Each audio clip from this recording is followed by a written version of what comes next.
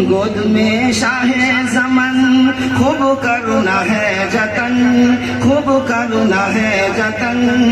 गोद में शाहे ज़मन अर्श से आई निदा, मरहबा सल्ले अला, मरहबा सल्ले अला, मरहबा सल्ले अला, मरहबा सल्ले अला। तबलीग का वाक़िया और ताइफ का वाक़िया और ये बन आपके समाज बहर तबलीग दे जब के ताइफ गए, मिल के कुफार पत्थर लगे मारने, मिल के कुफार पत्थर लगे मारने। खून कब्शे मुबारक में तलबे जमे, उनके हक में दुआ आप करने लगे, उनके हक में दुआ आप करने लगे। शुर जख्म से बदन बना सकते और तुम बड़ी बड़ी बातें करते हो, और तुम्हारा ही वजीर दिफा कह दिया कि मगरबी ताकतों के गंदे खेल का हम हिस्सा बने।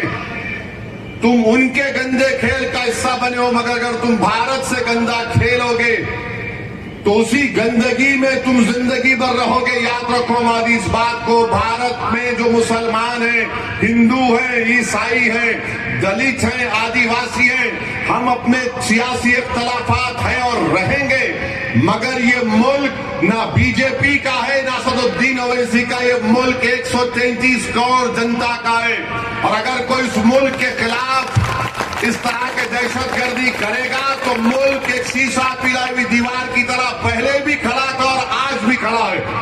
तुम हमारे इत्तेहाद को तोड़ नहीं सकते। हमारे बुजुर्गों ने 47 में जिना के पैरा बाबू नायडू, जयंत चौधरी और चिराग पासवान, रामविलास पासवान के बेटे क्या कर रहे हैं लोग। याद रखो नुकसान आपका होगा। इस मुल्क में इख्तिदार किसी के पास हमेशा नहीं रहेगा। इख्तिदार अल्लाह की तरफ से दिया जाता है, लिया भी जाता है। तो मेरे अजीज दोस्तों और बुजुर्गों, मेरी आप तमाम से गुजारिश है कि मुत्तहिद रहिए। और 30 तारीख को बत्ती गुल, 30 तारीख के दिन बत्ती गुल का प्रोग्राम है। लाइट बंद करेंगे ना मेरे भाई, लाइट बंद करेंगे ना। 10 मिनट के लिए लाइट बंद करना है, और ये सोच के बंद करना है कि मैं 10 मिनट के लिए बंद कर रहा हूं। जो इसकी तारीफ करे हमेशा के लिए उनकी लाइट बंद, और होगी इंशाअल्लाह ताला। कि आप तमाम मुस्लिम पर्सनल बोर्ड के एहतजाजी प्रोग्राम की तारीफ करते हैं तो नारा लगाइए मेरे साथ।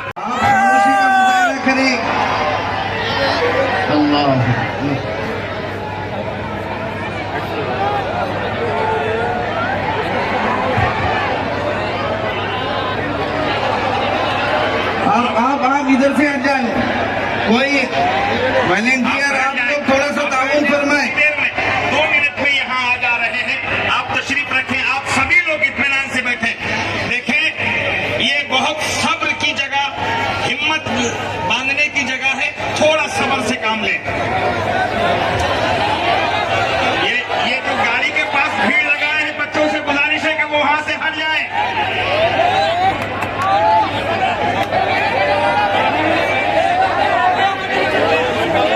ओ भाई, वहाँ पे लाइट का सेक्शन है, कोई वायर अगर कर जाएंगे तो हमारे जलसे का इंतजाम मुश्किल होगा। आप लोग वायरों के वहां से हट जाए। नीतीश कुमार, याद रखो नीतीश कुमार भारत का मुसलमान और भारत के हमारे वो हिंदू भाई जो बड़ी तादाद में सेकुलर हैं, भारत के हमारे दलित भाई, आदिवासी भाई नीतीश कुमार को कभी माफ नहीं करेंगे। तुम समझे नहीं, तुम बदले नहीं। तुम हमेशा पीठ पर खंजर मारते थे, खंजर मार रहे हो। जयंत चौधरी से कह रहा हूं, अरे मुसलमानों की खातिर नहीं तो अपनी दादा की विरासत को तो बचा लो। चौधरी चरण सिंह की विरासत को बचा लो तुम। क्या तुम्हारे दादा जिंदा रहते तो क्या यह कानून की तारीफ करते? और वो चंद्रबाबू नायडू, याद रखो चंद्रबाबू नायडू, तुमने इस कानून की तारीफ करके अपने बेटे के सियासी कैरियर को नेज़े पे लगा दिया। तुमने तारीफ की, अगर तुम तारीफ नहीं करते, अगर अजीत पवार ये मजहबी प्रोग्राम है, मजहबी जलसा है, आप खामोशी का मुजाहरा रखें।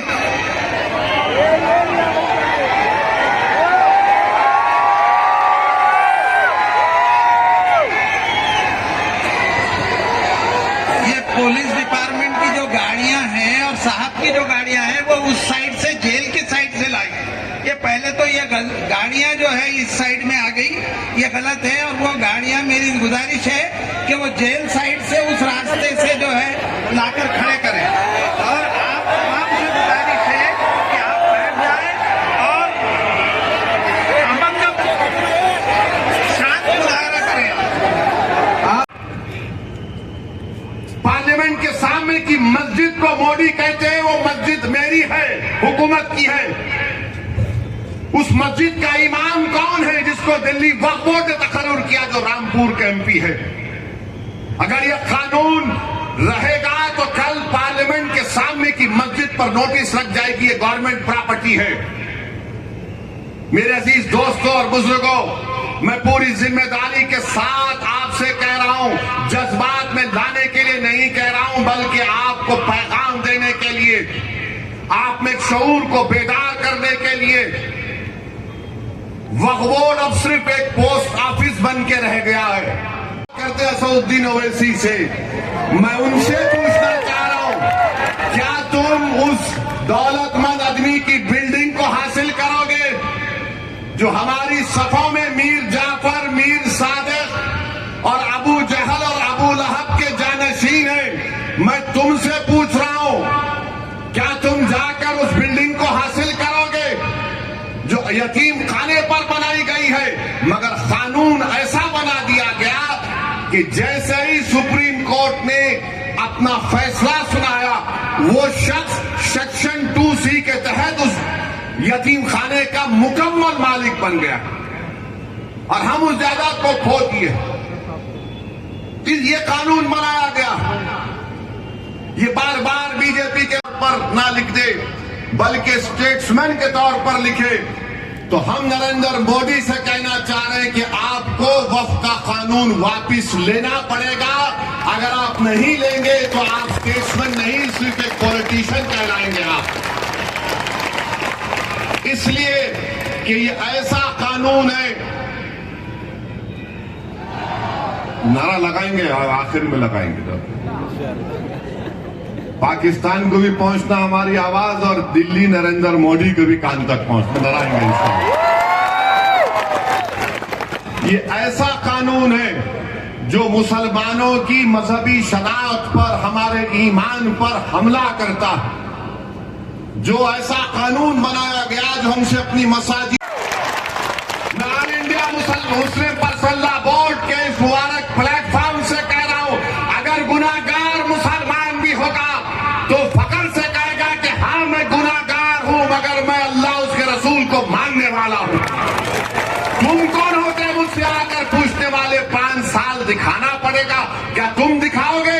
तुम 5 साल अपने मजहब पर चल रहे, नहीं चल रहे? ये कानून में जो प्रोविजन बनाया गया 5 साल का, ये सिर्फ इस्लाम को कबूल करने वालों के लिए नहीं है। अगर आप में से कल कोई जायदाद वक्फ को देना चाहता है, कभी कभी ऐसा लगता है कि माफ करना मौलाना कह रहा, इनके लुत्फे में फर्क दिखता मुझे। कहां क्या क्या बके जाते हैं। अरे छीन रहे हैं हमारी जायदाद को, मस्जिदों को छीन रहे हैं। अगर वो सेक्शन 3C, सेक्शन 3D रहेगा तो फिर ज्ञानवापी की मस्जिद वक्फ नहीं रहेगी। हम मुकदमा लड़ रहे हैं ज्ञानवापी का, मथुरा का मुकदमा लड़ रहे हैं, वो नहीं रहेगा। 3D वक्फ ही नहीं रहेगा। इस तरह का। और काला कानून इसलिए है कि नरेंद्र मोदी ने कानून इसलिए बनाया ताकि मुंबई में जो भारत का सबसे दौलतमंद आदमी है, जिसने एक यतीम खाने पर जो वक्फ है, आगा खानी यतीम खाने पर इस दुनिया के दौलतमंद आदमी ने अपना महल वहां पर तामीर कराया। उनका मुकदमा सुप्रीम कोर्ट में चल रहा है। तो नरेंद्र मोदी ने अपने यार को फायदा पहुंचाने के लिए इस कानून में सेक्शन 2C को ला लिया और कहा कि कानून बनने से पहले जो ट्रस्ट होगा और इस कानून के बाद जो ट्रस्ट, दिलों की धड़कन है, बल के धड़कनों में रहता है। मैं इस शेर को एक शेर के साथ आपके सामने लाने वाला हूं।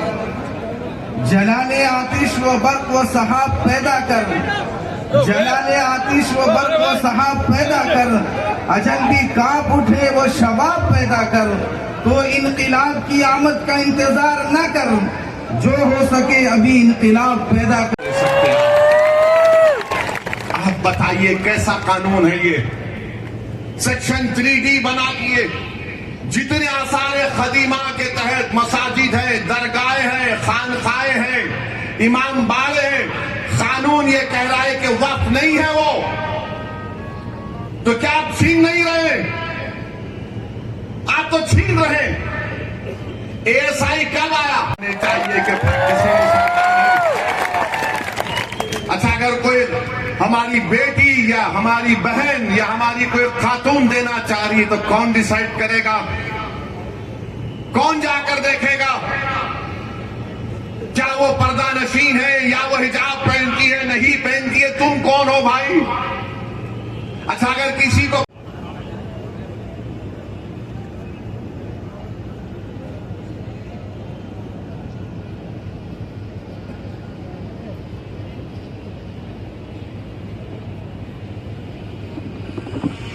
कानों तक पहुंच जाए ताकि वो स्टेट्समैन बने, पॉलिटिशियन ना बने।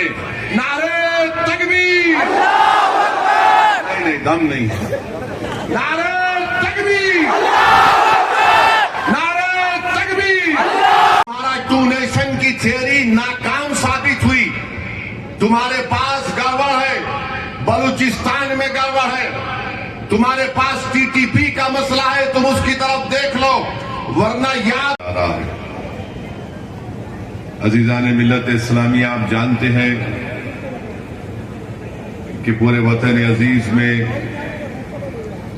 लोग बड़े गमगीन भी हैं कि जो कश्मीर पहलगाम में जो पाकिस्तान से आए हुए दहशतगर्दों ने और अदब के साथ स्टेज पर तशरीफ फरमा होंगे। आप अपनी मजलिस की अदब का वो सब खामोश बैठ जाएंगे, उसके खिलाफ कोई आवाज नहीं उठाएगा। हाँ, ये वक्त की प्रॉपर्टी नहीं थी।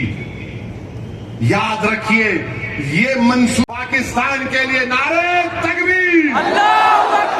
नारे तकबीर!